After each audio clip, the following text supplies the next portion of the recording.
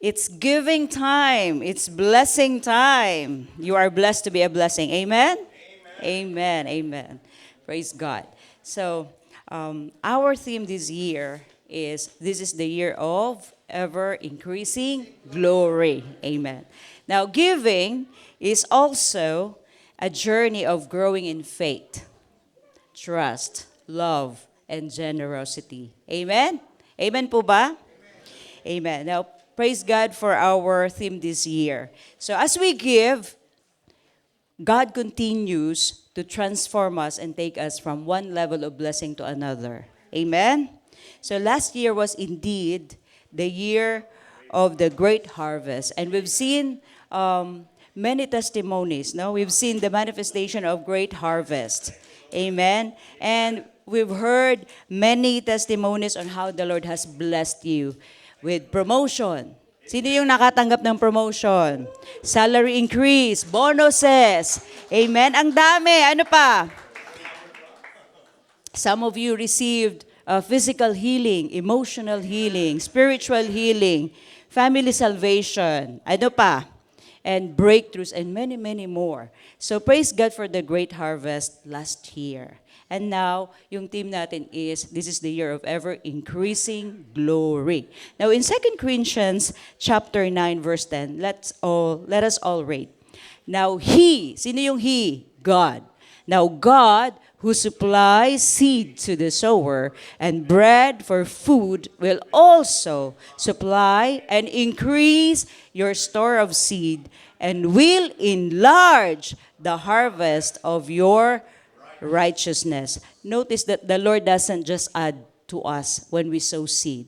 He multiplies. Double-double. Okay? Hindi additional. Multiplication. Double-double yun. Amen? The Lord multiplies. Now, ano yung enlarge? Your store of seed will enlarge the harvest of our righteousness. So, ibig sabihin dyan, this is speaking of the godly acts of giving our finances to help others, to help the ministry, to help the church, to help other people. Amen? Yan yung i-enlarge yung righteousness natin ng Panginoon. Now, this verse actually teaches us that when we give, God not only multiplies our resources, amen po ba? But also enlarges our capacity to give even more. Enlarges our capacity to give even more. The more you are blessed, the more you will give. Amen? Amen po ba? So just as we grow spiritually, we also grow in generosity. Kaya nga, ever-increasing glory.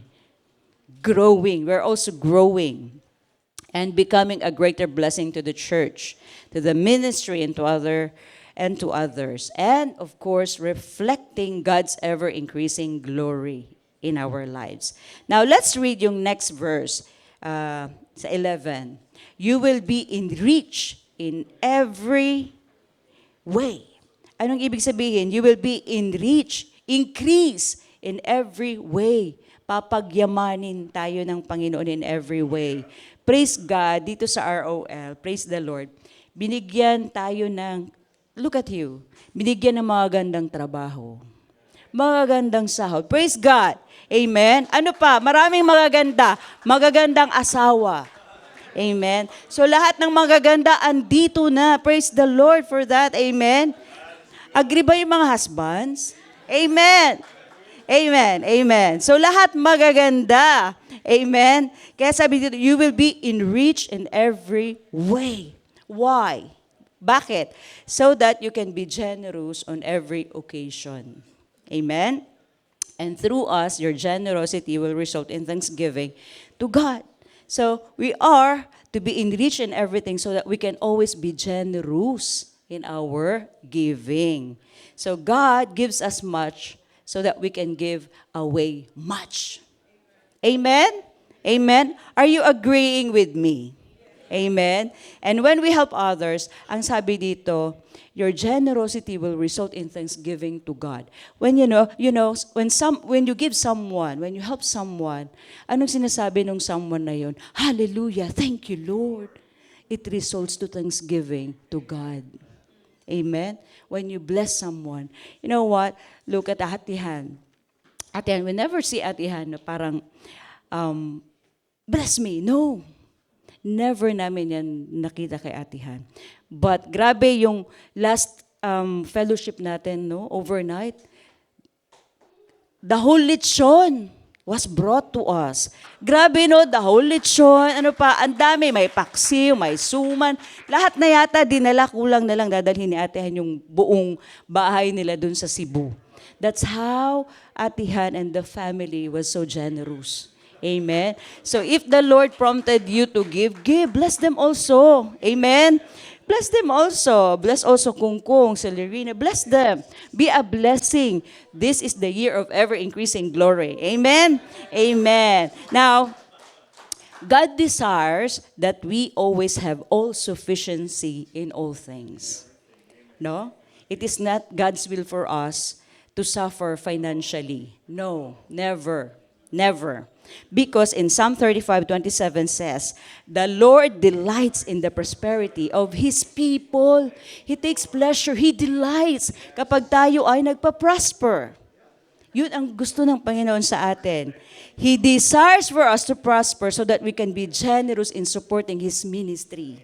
Amen? Amen po ba? We cannot evangelize the world without finances.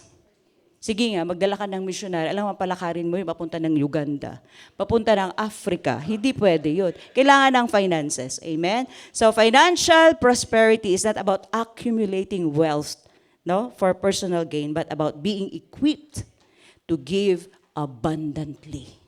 Amen? To give abundantly. And God is able. The next slide. Grabe, wrap it up. Okay, and God is able to provide you with every blessing in abundance so that by always having enough of everything, you may share abundantly in every good work. Amen? Amen po ba? Remember that before we can be a blessing, dapat we are blessed. Amen? You cannot give away something that you don't have. Amen? So, sabi ng Panginoon, the next slide, I will bless you so that you will be a blessing.